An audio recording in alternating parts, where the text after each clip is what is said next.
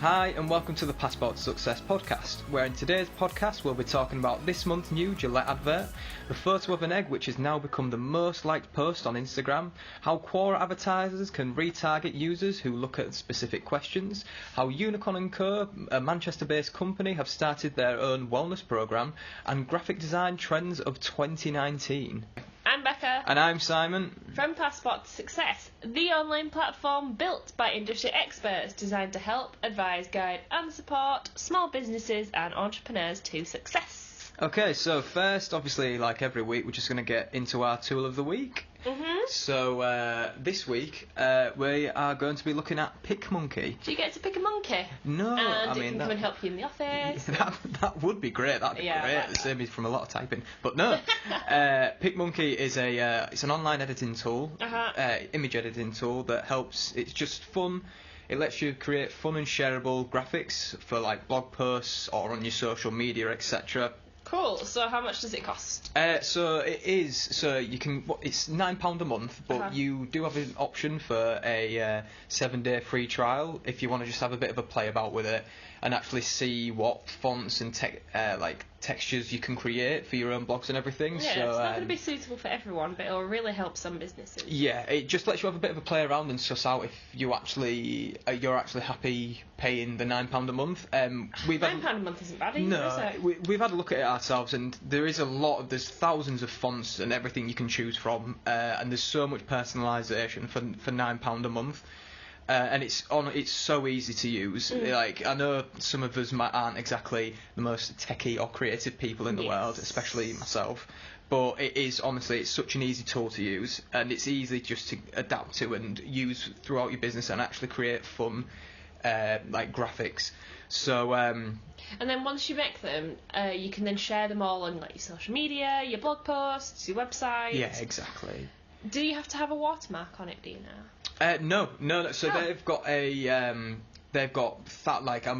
thousands of fonts and different graphics within like their own library what you can choose from. There's so many to choose from. You don't actually need a watermark on it. Brilliant. So it is really, really good. So if you're interested, you can actually find out more on picmonkey.com. So it's picmonkey.com. So pick as in like a short picture. Yeah. Not as in picking one. something. Yeah. Oh man. Great. Yeah. So perfect. Definitely recommend trying that out. So now we'll just move on to the podcast. And the first topic we're going to be looking at today is the very, very commercial. It's caused quite a commotion, this advert, the Gillette ad. Both positive and negative commotion towards it of people who have seen it. Everyone seems to have an opinion for it. At the minute, it's a bit like Marmite. A lot of people it's weird. A lot of people have a lot of negative opinions towards it. So, say for example, have you seen Piers Morgan? Piers Morgan just whinges about everything. He's whinged about a vegan sausage roll. Whinges about this. It's interesting. He uses the term snowflake a lot, and yet he seems to be whinging about a lot of things. Yeah, he's had a very, very strong opinion opposed to this advert. So what's he said about this one? Has he said the word snowflake? He has Wonderful. said the word snowflake. He's been very, very critical of this advert, saying it paints men in a relatively toxic light, I suppose. Whereas like, Ricky Gervais, for example, tweeted about it, but he put a humorous spin on it, which was really funny actually. Am I right in thinking that it's only an American advert? It's not going to be shown in the UK. No, it is. It's just a US advert. It's got a lot of views, well into the million views on YouTube, but the like to dislike ratio, it's got a lot of dislikes. Okay. But it's what we thought was quite good is that Gillette have they stand in the ground, and they've chose an angle that they want to come from this with this ad from, and they want people to move. They want men to move away from that. Typical boys will be boys. Locker room banter. Boys will be boys. That sort of the fighting. Boys will be boys. Negative connotations, which not all men are like. However, there's a stereotype and generalisations. And what they're wanting to do is with the advert, they've created a masculinity that we should embed into future men that's a behaviour that's acceptable to society. And obviously they've been very like they're standing up for something they believe in. You need to remember as a business to be confident in letting your feelings shown. And like we mentioned in the podcast last week, you need to show your emotions within business. Emotions play such a part in a business, whether it's internally or externally with your customers. And it's just really the number of articles this advert's created, both for and against it. It's absolutely astounding. It's tough when you talk about touchy subjects, which Yes. have such a strong divide, and you need to decide whether it's worth the risk. I mean, Gillette are a huge company. How much money have Gillette got? Loads. Exactly. So they can probably afford to lose a few customers over this because they've got such a huge customer base. Yeah. If you're a small business, you might be hesitant about something which may divide your clients or your customers. So you just need to weigh up the options as to whether it is going to be worth it in the long run. You don't want to end up losing all your customers because you've put something which you believe in. Like it's a lot of people have been saying they're trying to do the same with a Nike ad. Yeah. Where people were burning the Nike clothes because they didn't agree with it. So Ad Age have said that they actually think the article won't take off like the Nike ad with Colin Kaepernick in, because it's just not the same apparently. Well, of the research they've done, it's quite an interesting article. I definitely recommend giving it a read. But if you actually just search for Gillette in Google, the sheer amount of articles that pop up, it's absolutely crazy. They're not even having to promote the ad themselves. People are doing it for them. Yeah, because people are just interested in the ad. People who might not have seen the ad are going to look at it. I saw it on Twitter. Yeah, I think I saw it on Twitter as well, of someone reposting it. But you don't want to be part of a herd, and this is what I think it's quite smart from Gillette. Like, they're wanting to stand out, and they don't want to be part of a herd. They want to be separate from other businesses, and they've been very confident with the feelings that they're showing towards this subject. Good. And it's really interesting how they've managed to quite divide It's people. very emotive, and I don't think it's not really biased. It doesn't shove it down your throats with this toxic masculinity that they're against. It's quite a touching and advert. Yeah.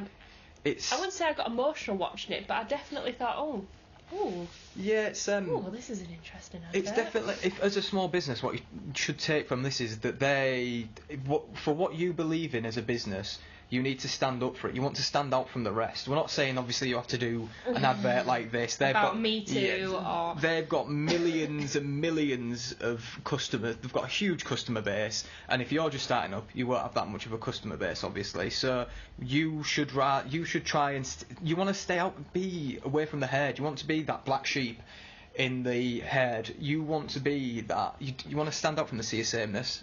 Yeah. You do. And it's interesting. Let's see if they're going to continue with it. Yeah. It's definitely the start of a talking point. It's a really deep subject. You can't just answer it with an advert. And there are other issues on the go, and especially if they want to look at gender equality. Yeah. Exactly. So the next area of our news is the egg on Instagram. Oh, so this is a good this story. egg. Yeah, I like both the egg photos now.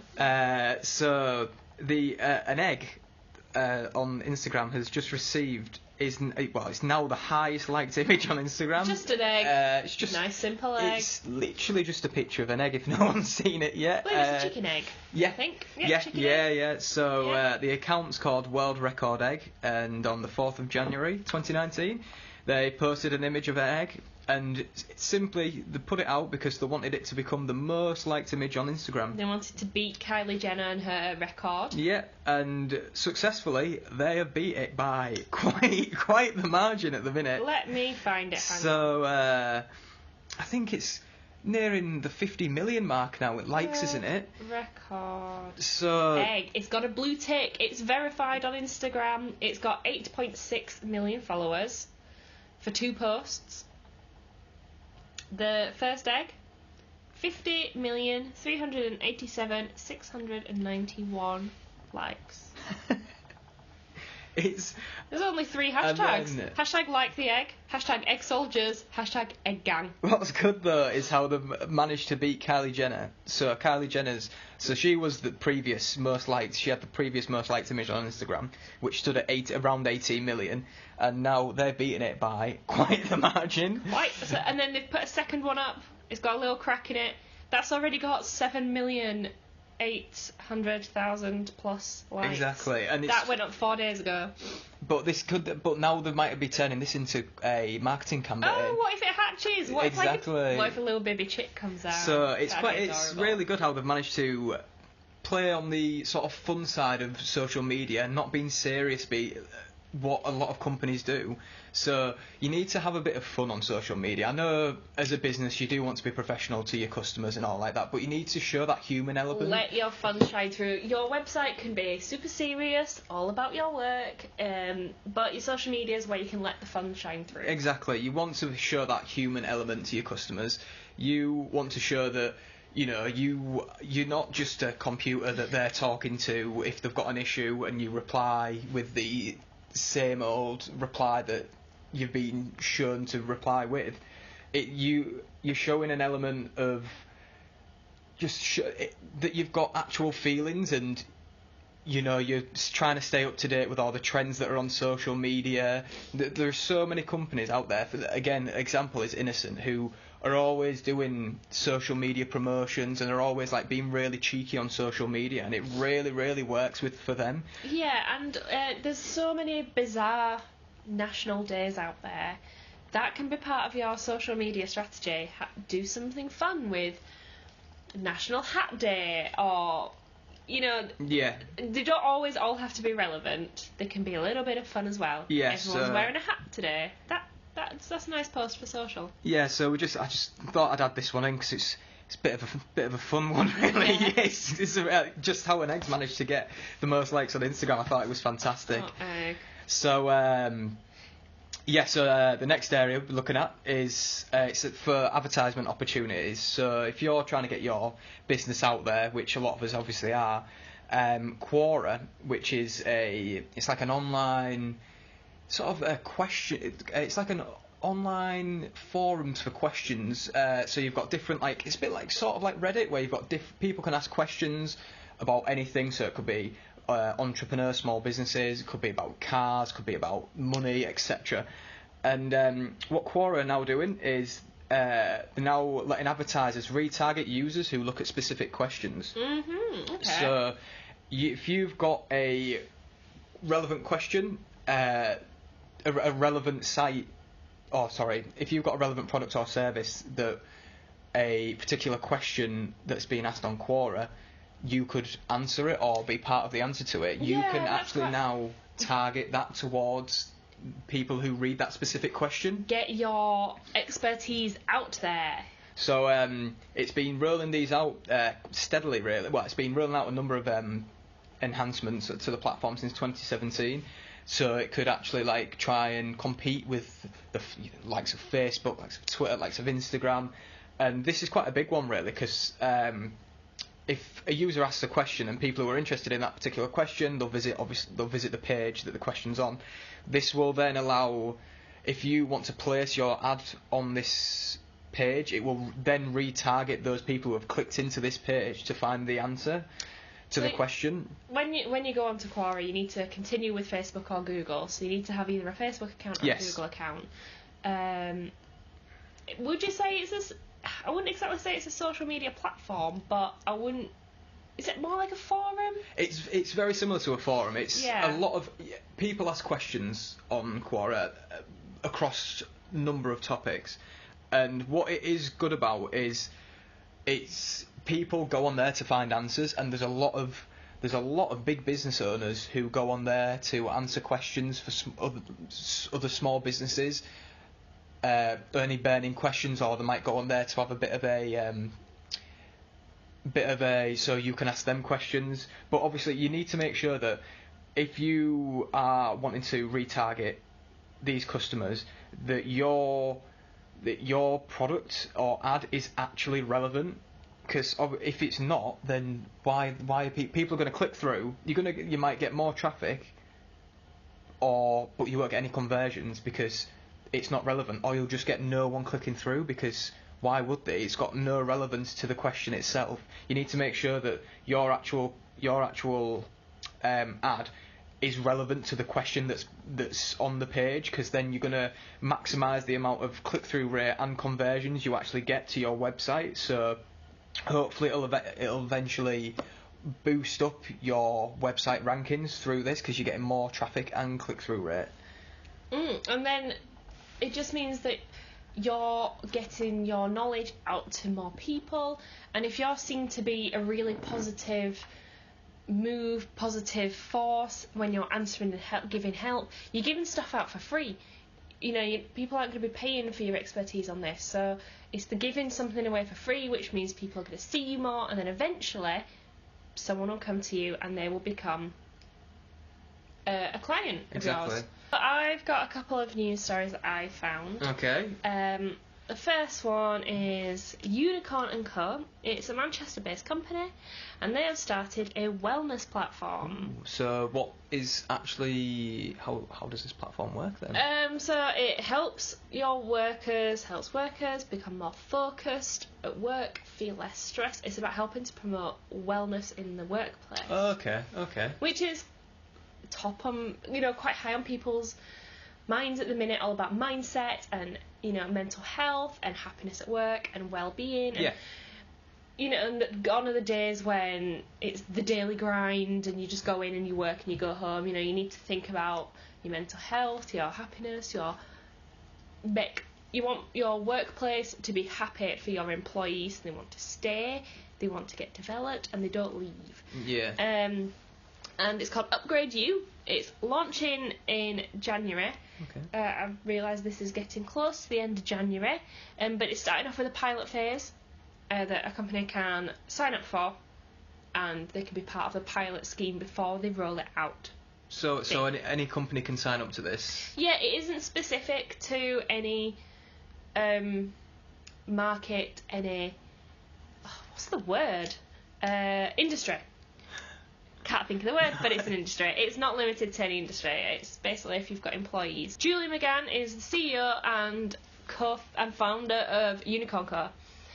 And before the platform, they were going into companies to deliver wellness, mindfulness, well-being at work. Giving people stress coping mechanisms. And it was face-to-face events for large organisations. They've worked for Sony, they've worked with the British Transport Police, to name but a few. That's quite big. They kept getting more and more demand, so they decided to create a subscription-based digital platform. And it's not seen as a direct replacement for the face-to-face stuff. We all know how important it is to actually have human contact, talking to people. It's always better than going online. However, this online resource, it allows instant access. It's more affordable because you're saving on costs of someone coming in. It's always expensive to get consultants to come in, isn't it, to run training. And it's sustainable help. So the idea is that it's ongoing. You don't just get that help in that one training session and then you never see them again.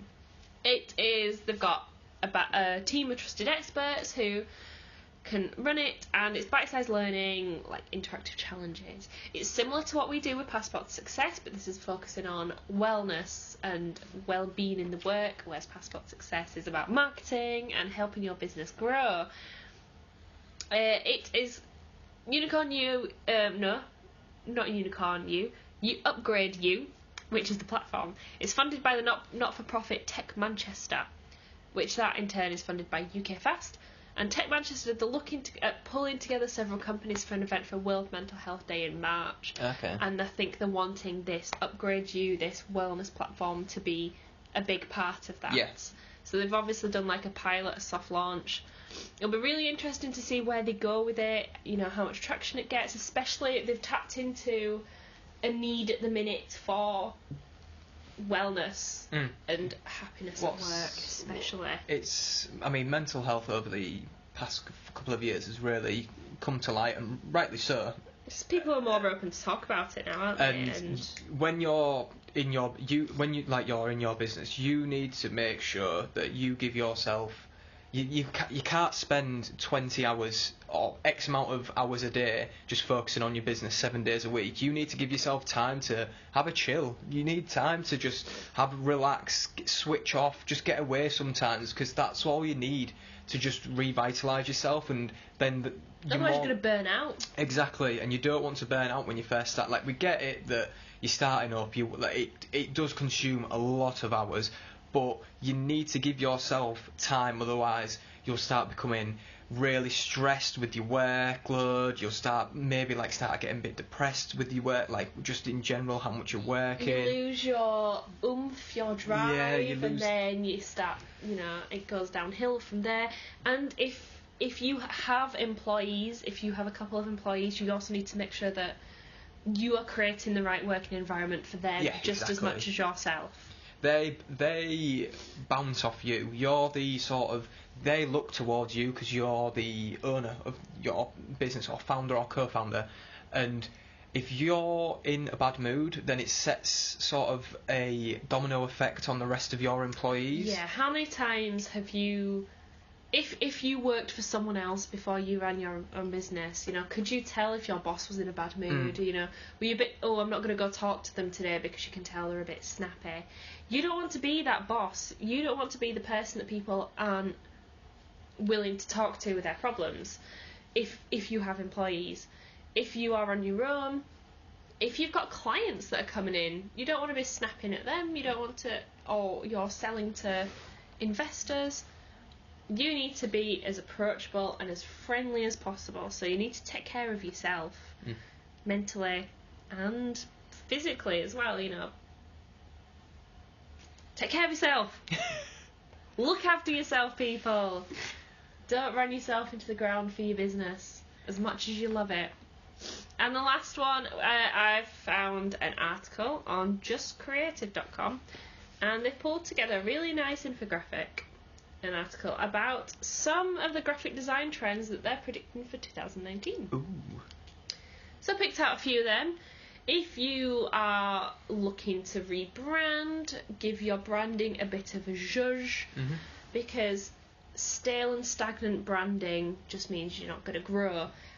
You don't have to rebrand, but your branding needs to evolve and grow. So I mean, we did a video recently, case study on Netflix, and how their branding has changed from what was pretty bad, pretty 90s, to what it is today. You need to, as you develop along, as you go through the years, you need to make sure even that like what it is now compared to a few years ago, they've tweaked it slightly, haven't they? You just need to make sure that you keep up with. You don't want to be left behind. You need to keep, like you said, just refresh and rejudge your business. So they have picked up that custom typefaces are going to be big. So more and more big companies are getting their own custom typefaces. Typefaces are fonts created for them.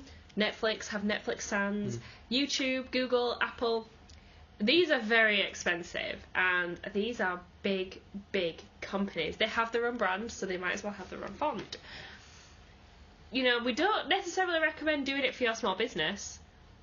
There are plenty of great free fonts that you can pay for out there. Maybe if you want to, it's not a bad idea to have a custom font, because then you've got a very strong brand. But bear in mind that if you are going to be rebranding, you'll have to change your font. These companies, like Netflix and YouTube, they've got established brands, so the font is merely an addition to the established brand. Just out of curiosity, do you know how much it was? No. No, I was just wondering if you knew. No, I was just wondering if you knew. I might have a look at that, yeah. Yeah, see if we can find out. But they're all sans serifs. Sans serifs are where they don't have the little flicks on the end of each letter, like Times New Roman's got serifs on it. A sans serif is one without those little flicks. There are lots of logos which are sans serif, lots of updates on logos that are sans serif. So Google, their new logo doesn't have the sans serif.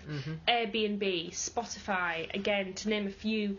It looks modern, it looks slick. It's really nice and crisp good edges on fonts.